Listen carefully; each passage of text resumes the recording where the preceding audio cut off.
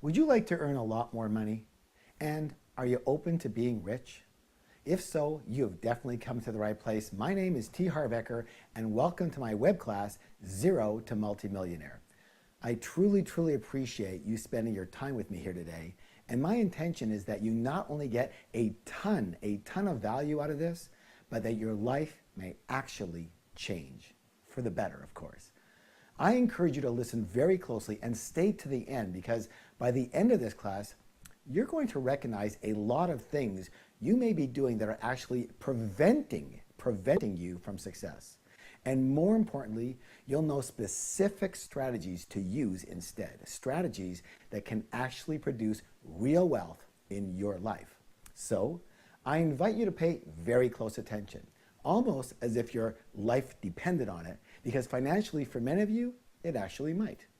So if you have your cell phones out, or email open, or Skype open, or anything else around you that could possibly distract you, please do yourself a favor and just put it away for now. I'm about to share with you several difference makers, principles that actually make the difference between getting rich and staying middle class or broke. So thank you for doing that. Now, for those of you who don't know me, is it okay if I tell you just a little bit about myself and why you might consider listening? I did not say believing. I said listening to what I have to say with all humility.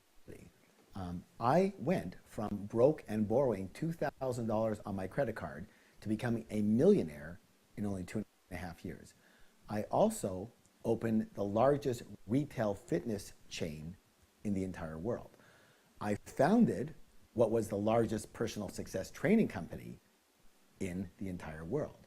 I have marketed over $500 million worth of product. I happen to be the author of the #1 New York Times, #1 USA Today, and #1 Wall Street Journal bestseller, Secrets of the Millionaire Mind, which has sold over 2 million copies and is in 39 different languages. I currently have well over 1 million students, and my courses are being taught in 35 different countries all around the world without, and I repeat, it's the big one, without me being there.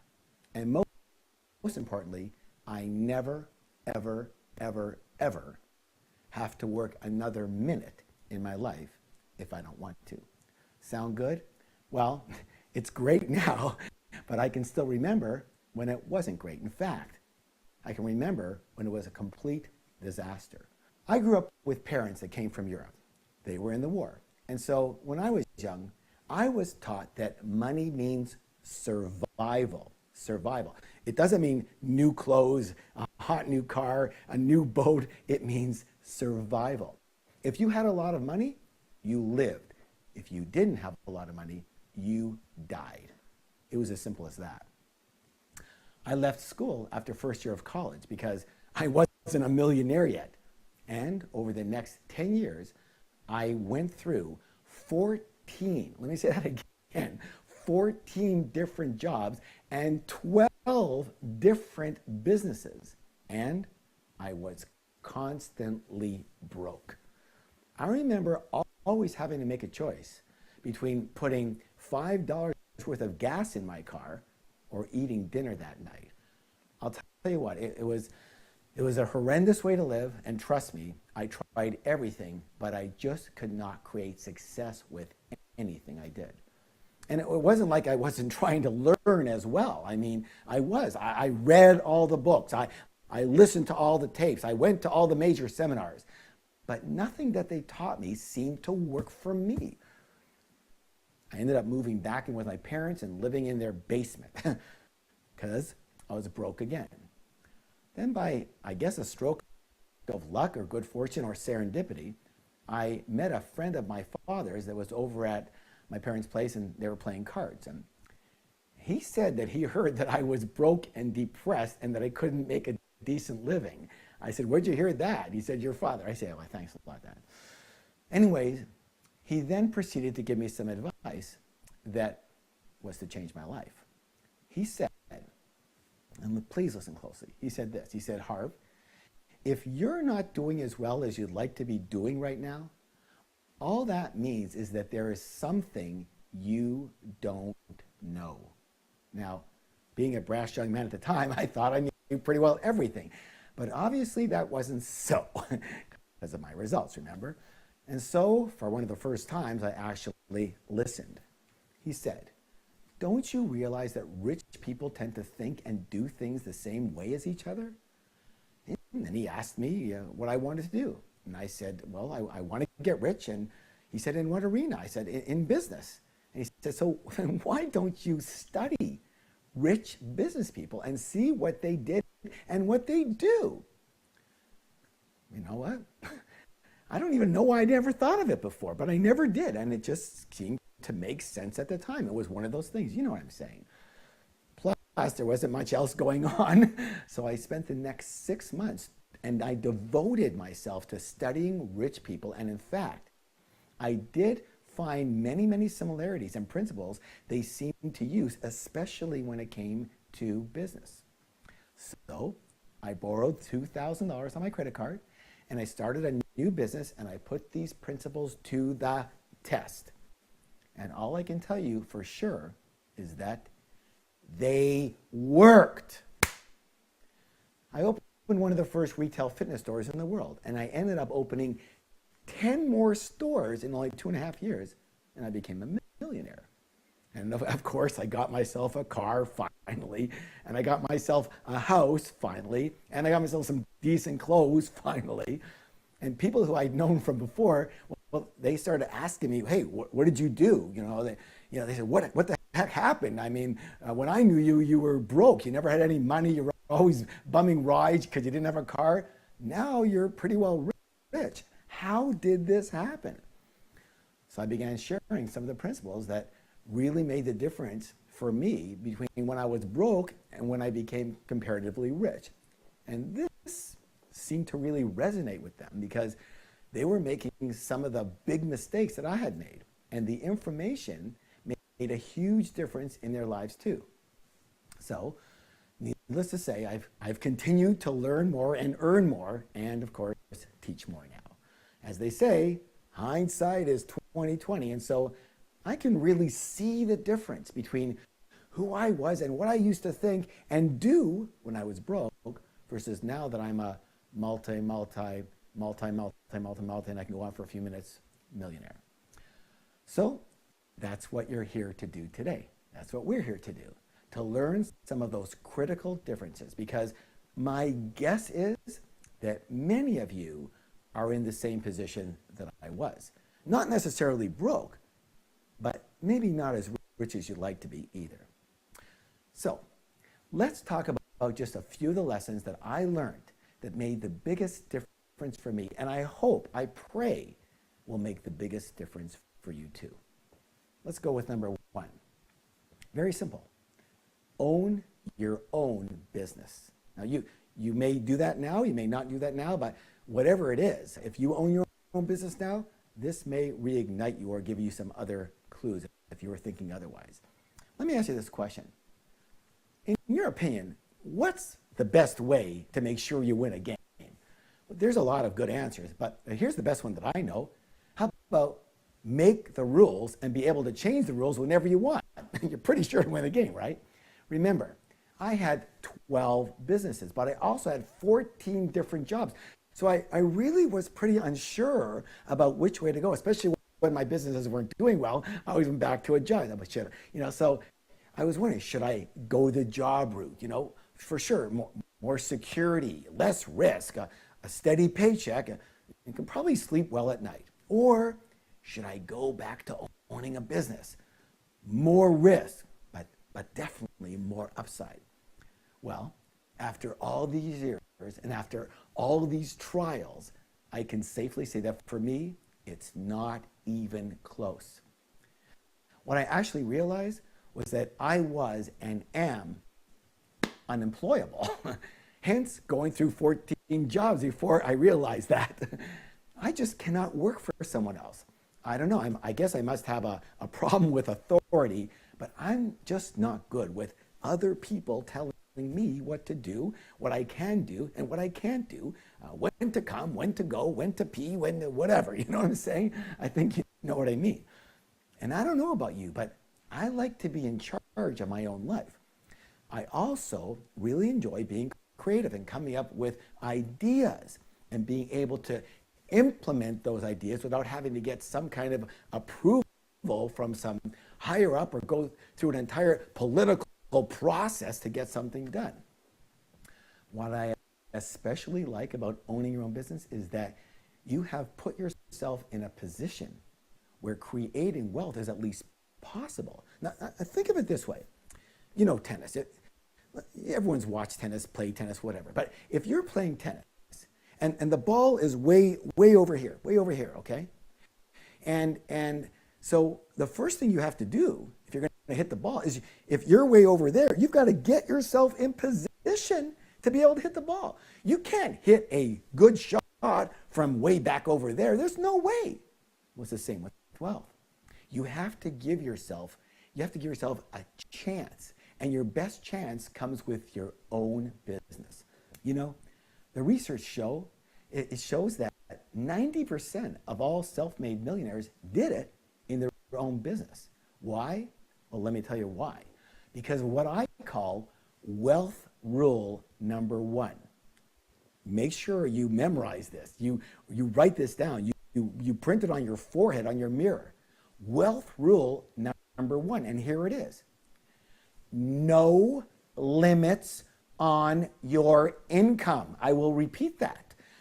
No limits on your income. Here's the problem. If you are in a job or you get paid a set salary, or even any situation where you get paid by the hour, that means you are being paid for your what? Your time. And of course, here's the challenge. There's only 24 hours in the day. And since time and your time is limited, your income becomes what? Limited. And you've broken the most important rule of wealth. Again, no limits on your income. Listen, I'm not saying you can't get rich with a job. You know, if you happen to be the CEO of one of the largest companies in the country, sure, maybe you can. You probably will. It's also very possible to become financially free with a job, as long as you are a great, let me repeat, a great money manager and a great investor, which of course most people aren't. But again, you can get free. I just wouldn't count on getting rich. None of this is to say that every single person is cut out to own their own business, though. You know, the fact is, some people just aren't, they're just not built for it. Not that you can't learn, but if someone needs, I repeat, needs to fit into a structure that's already there, and they do need constant direction from someone else, and they prefer security over wealth, then they truly might be better off with a good job. And you know what? Good on them. Good on them. I truly wish them, I truly wish, if that's you, I wish you all the best. It's just not for me or anyone else who really wants to get rich. So bottom line, when I was broke, I was going back and forth between job and business and job and business, etc., etc. Now that I'm rich, however, I would never even consider a job. In fact, I'm already semi-retired and I only work once in a while because all my businesses run without me. But you know what's funny? I do get offered jobs all the time. And you can imagine it's for big money. And it's funny, I always say the same thing. I say, no thank you, I have a job allergy, you see. I actually start sneezing and breaking out in hives. I become depressed. So thank you so much for your offer, but I'll tell you what, your business sounds great, and if you're looking to sell it, let's talk. Truth is, I actually don't say that I have a job allergy out loud, but it's true. It's true, because job and rich, they don't go together. Let me repeat that. Job and rich do not go together. But Harv, don't you know that 80% of all new business startups fail in their very first 3 years? Yeah, I think I've heard that. And there's a reason that they fail. Here it is. Those people don't know what they're doing. And they're probably doing everything that I did that didn't work. What I know for sure is there are ways to do business that actually work in the real world, and ways to do business that actually do not work in the real world. And you have to know the difference. And from my experience and with my students, the results are just the opposite, actually. 80% succeed in their business, and the others, they don't continue because they found this particular business didn't suit them, and so they close that one down and they start a newer one. They don't fail at it, they just go, you know, it's not for me, this one would work better. So we're going to cover a lot more about that a little bit later, but for now, let's get to the key lesson here. So broke Harv had jobs. Rich Harv owns businesses. I'd like to offer you something called a declaration. I do this in my live seminars, but let's do it together too. Why not? It's very, very worthwhile, I find. It's simply a statement that you're going to make out loud. And what it does is it actually sends a vibration through your entire body that is in alignment with what you want to ingrain into you. Here's your declaration. I own my own business because I choose to be rich. Would you repeat that with me? Let's play. Let's just have some fun. I own my own business because I choose to be rich. Here's what I want you to do. I want you to take one hand, take another hand, give yourself a high five and say, I'm amazing. All right, good job. All right, so you've never done anything like this on a webinar. I understand, but whatever, you know, it works. Doesn't hurt to say you're amazing, does it? Because you are. All right, let's get to the second point here. Here it is. Here it is. Focus, focus, focus. As I mentioned, I think, I went through 12 different businesses. What I didn't mention was that I actually had 4 businesses at one time. I had a line of novelty t-shirts that was actually going pretty well. And then a friend of mine, he showed me these very unusual hats. They actually had stuffed animals on them, and they were very, very cool. They were fun, and he said, hey, Harv, you know, you're already going out there, you're already visiting all these shops. Why not carry this line of hats and show them this line too? And you know, you can then pass by some schools and the universities, you know, and clubs, and you're gonna double your income. You know what I said? Sounds good. And what did I do? I got into the hat business as well. A short while later, I discovered this really, really cool line of jewelry. I said to myself, hey, I'm already out there on the road. Maybe I can stop into some jewelry stores and sell them this line, and I could even earn even more money. A few weeks after that, another friend shows up, and he shows me what he's doing. He had these coupon books. And these coupon books gave people discounts on all sorts of things. You've probably seen them. And you can actually save thousands and thousands of dollars if you use them, and it only costs $30. So what do you think I said? Hey, you know what? I'm already on the road, and I'm meeting all these people. I'll just show them the coupon books, and now I'll really be making a fortune. And besides, you know what's going on in my mind? I also thought in the back of my mind that if I had more than one business, it would be safer. It would take the risk out of it, you know, and it would assure me of some kind of success because I always had a backup in case something else didn't work. So what was the result of all this? Well, I went from doing pretty decent to completely broke again. I couldn't understand it. How could more be less? And that's because at the time, I didn't understand something called energy. Bottom line, it takes an enormous amount of energy to get something going, especially at the beginning. Let me give you an example. Imagine a rocket launching, okay? And imagine all the power that it takes to get this thing off the ground. Obviously, all the thrusters have to be facing in the same direction, especially at the beginning for the rocket to escape Earth's gravity, yes or yes. Now, imagine for just a moment, one of the thrusters, let's say it's got 3 thrusters facing down, boom, right? One of the thrusters was facing outward instead of directly down. It was facing outward. Let me ask you a question. What would happen? Simple. That rocket would go crash and burn. Why? Because it takes massive energy.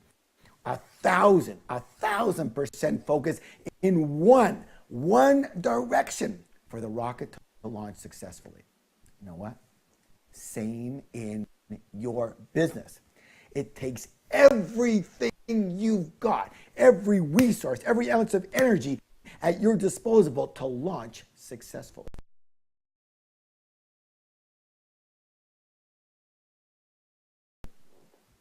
And what did broke Harv do? I dissipated my energies. I scattered my resources. I did not focus, and I crashed. But Harv, if you notice, most rich people, including yourself, have all kinds of things going on. They've got several businesses. They got real estate holdings, stocks. They're diversified. Okay, I get it. Let me say this loud and clear, please. Yes, it's true. Rich people, well, they're usually diversified. Once they are rich, but you do not, I repeat, do not get rich by being diversified. You get rich by being focused, laser focused. Every single person, listen to this closely, please. Every single person who became rich did so in one, I repeat, one arena. One. See, just one arena. Anybody ever heard of Bill Gates? Was it his current real estate holdings that made him rich? No. It was something called his computer software program, right? Those programs did it. That's it. Just one. Have you ever heard about a gentleman by the name of Orville Redenbacher? Where do you make his money? He made his money with a little food called popcorn. That's it. Not popcorn and furniture, just popcorn. And on and on and on and on. And you know what? You got me, okay? Sure, there might be a few exceptions in the world, but trust me, you don't want to be one of them. You're also going to hear people talking about this concept called multiple streams of income. Again, I have over 1 million students, so I hear it all. I mean, I really do hear it all. They'll come walk up to me at a break, go, Harv, what about multiple streams of income? That's great. But again, later, you do that later. If you are trying to work at 2 or 3 or more streams of income at once, you will crash and burn. Besides, why would you even want multiple streams of income if it means working multiple times more? Not only does that not work, you're going to be run ragged. So first thing we have to do is make sure that this term, multiple streams of income, that you really understand what it's supposed to mean. So let's change that term to something that makes a lot more sense. And what we want is multiple streams of passive income. Multiple streams of passive income. And let's start by having one. I repeat, one stream of active income, okay? And that is your business. Your one and only business that you focus 100% on. And yeah, sure. Sometimes it's appropriate to have your job or even an old business going and start a new business part-time, because you know what? That's the only way you can do it and still keep the ship afloat. And you know what? That is really good. You need to keep the ship afloat. You should constantly be earning income. Do not kill off your income. If you have to start something part-time, do it. And do it full on, though, as best you can. But as soon as you can, you must get back to one single focus. So, you might be asking, well, what did I do after my 4 businesses at once fiasco? Well, first I cried, really.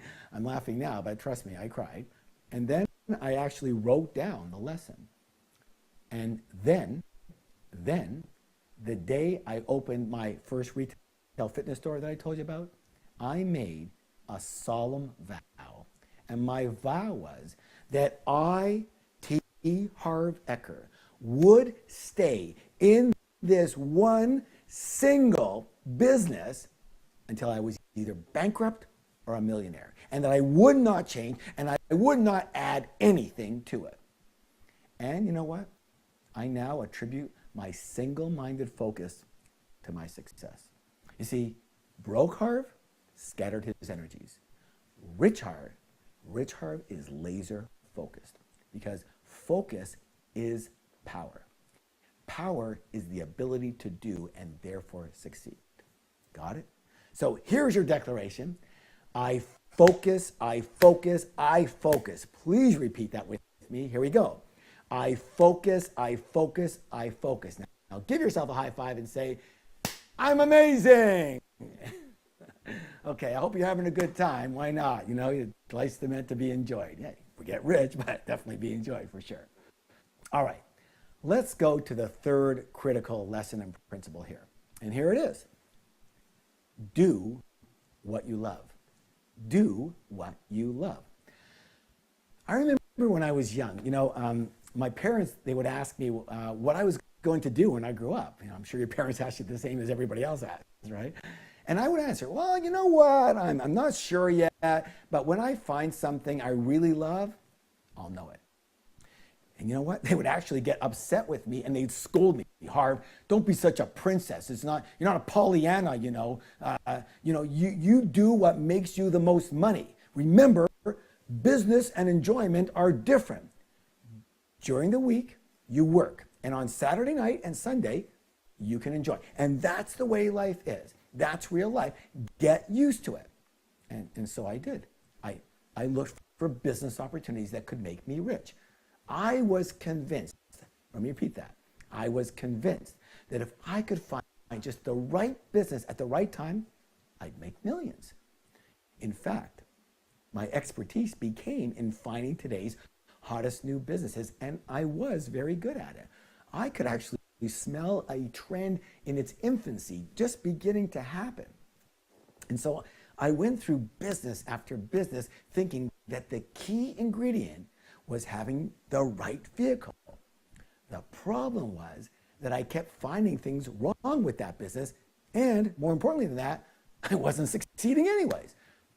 The same business that was working for others wasn't working for me. As I mentioned before, I ended up so broke, I had to move back in with my parents again. Now, I was living in Florida at the time, and they lived up in Canada. And I showed up smack dab in the middle of a winter storm. Now, I happened to be big into fitness myself at the time. I always worked out. I ran like crazy. I used to run between 5 and 8 miles a day along the beach. But when I got to Canada, first there was no beach, obviously. And second, I couldn't barely walk in the snow, let alone run in it, okay? And so I started looking for fitness equipment that I could buy and use in the house. There was hardly any. And everything that was there was pure garbage. So I said to myself, there's no money in fitness. It's just my hobby, but maybe I'll open a fitness-based business. So first, I can have some equipment to use, and second, maybe I can share some of my passion and knowledge with others and help them along. And so was born the original idea of a home fitness retail store. It wasn't because I was sure to make a fortune in this arena. It was because I was totally into it myself. It was my pastime, my hobby. I loved being in shape. I loved, and I still love, talking about fitness and exercise. I loved reading about it. I loved everything about it. And it was out of sheer frustration of not succeeding in anything else that was supposed to be this hot business that I was actually willing to try. And I said, what the heck? I'll do this just because I like it. And if I make enough to survive, at least I'll survive. At least I'll enjoy it. And of course, as they say, the rest is history. I got rich, and I learned a very, very valuable lesson. And the lesson is that the shoe has to fit. I repeat, the shoe has to fit. You know, in my live seminars, to prove this point, I often ask the participants to take their shoes off, and they oblige, they do. And then I say, to exchange those shoes with the person beside them. And they do. And then I say, I want you to then walk in the other person's shoes. And I'll tell you what, it is absolutely hilarious to watch this, because nobody can walk like 5 yards without either falling over or sitting back down because their feet hurt so bad. And then I say, how many of you would be willing to walk in those shoes for 8 hours a day, the shoes that don't fit you? And they all laugh and they go, of course not. Who would do that? And I answer, you would. You would. All of you who are in a business or even a job that you don't love. Now again, I'm not saying you have to love every single thing about it. Nothing's perfect that way. You know that. But you do have to at least have a strong interest in the arena. And hopefully maybe even a bit of a natural talent in the arena as a whole. And I don't mean the technician part. I mean the industry, the field, the arena. And so maybe you're not the greatest golfer yourself, but you love golf. Maybe you love books. Maybe you love fashion. Maybe you love furniture. And maybe you love video gaming. Great. Then that's the arena you should be involved in. Why? Well, first, because you're going to enjoy your life more, and I think that's important, and I'm sure you agree with that. But second, because you're going to have much, much more success. You're going to have more success because you'll have more energy, more excitement, and more enthusiasm around this business. And you know what? Enthusiasm is the greatest sales factor in all of existence. I'm going to say that again because people don't really understand this too well and they don't use it. Enthusiasm is the greatest sales factor in existence. Enthusiasm is energy. It is a contagious energy. Your excitement and your energy are transferred to your prospective customers or clients, and they are much, much more prone to buy from you. Now, another reason you're going to succeed is because you will at least stay with that business. I want to give you an example that's been very effective, again, in my seminars. Suppose, for example, that you are on a highway, a freeway, okay? And you are, you know where you're going. You want to get there fairly quickly. What lane would you be driving in? The regular, let's say the right lane, and at least where I'm from, North America, let's call it the slow lane or the fast lane, the express lane, right? Well, you'd say, I would drive in the express lane. I'm not getting off for a while. I'm going pretty far. Now, that's great. Now, let me ask you another question. What happens if you're not sure where you're going? In fact, you're looking for an exit, an exit. And you're looking for it, you're not exactly sure where it is or what it looks like. What lane would you now be driving in? Well, most people would say, I'd move over to the other lane, the slow lane, and because I'm looking for an exit, right? And so I don't want to miss my exit. And here's the thing. It's exactly the same when it comes to business, you see. In my experience, so many people are looking for an exit out of their current situation. And it's mostly because they don't love what they do. And if you're one of these people that's constantly looking for a way out, another possibility, another opportunity, something else, you will not be driving in the fast lane. You will always be driving subconsciously in the slow lane because you are looking for an exit. You understand what I'm saying? So it's imperative. You will succeed to a much greater extent simply by being in a business, in the arena that you love. Okay, how do I know what I love, Harv? I'm not all that sure, I'm confused sometimes. I'm just not sure.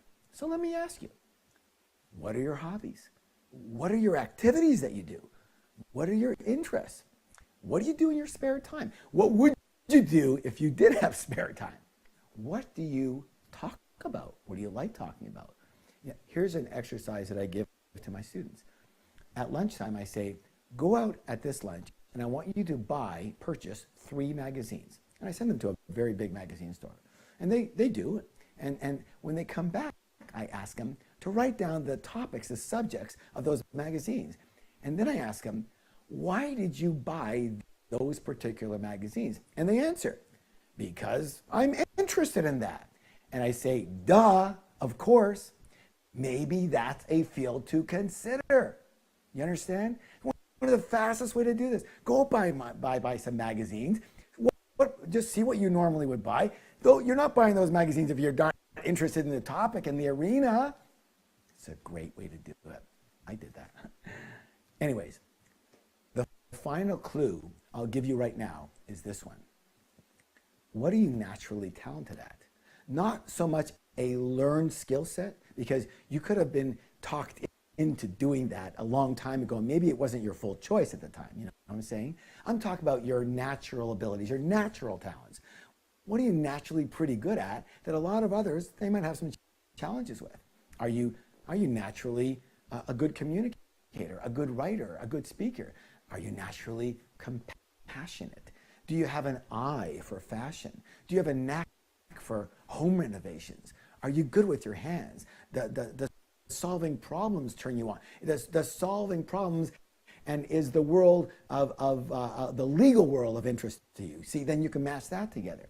Whatever it is, it could be a great clue to your passion. Regardless, Harv believed that work is work and joy is joy, and the two never go together.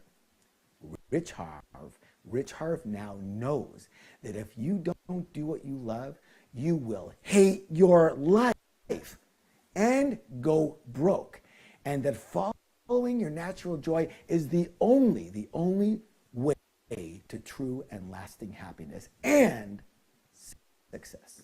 So here's your declaration. I know you're waiting for it. I love this one. Here it is.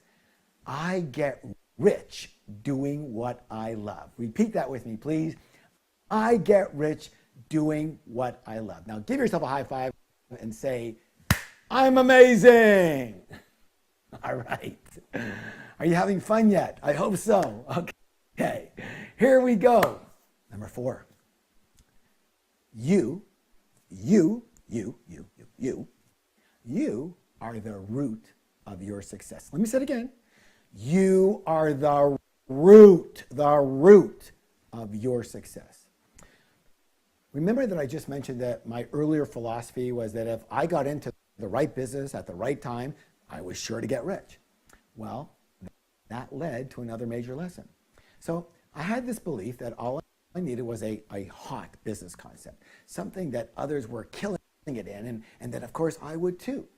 And I tried, but it wasn't working. You remember that, right?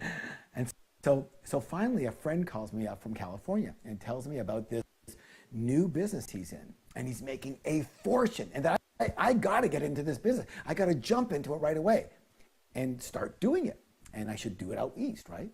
And I remember him leaving the conversation with these exact words. It was like yesterday. He goes, Harv, my friend, welcome to the Wealth Club. And I think you probably can imagine how excited I was. I was like, oh my God, I finally got it. Finally, all my work was going to pay off. Finally, I was going to realize all my dreams. It was now going to happen. Fast forward 5 months. My friend, still killing it. Even more, making a fortune. Me, I'm losing more and more and more money. It's hemorrhaging. And I'm just about broke again. I could not believe it. How could this be? How could I be going bust in the very same business that he was making a fortune in? I remember standing in front of the mirror, wondering what to do next. And then, like a ton of bricks, it hit me. I remember saying to myself, wow, maybe it's not the business. Maybe it's me. I had to take a deep breath because I was getting depressed. I was actually embarrassed. Could it be true? Could it actually be that I was the problem?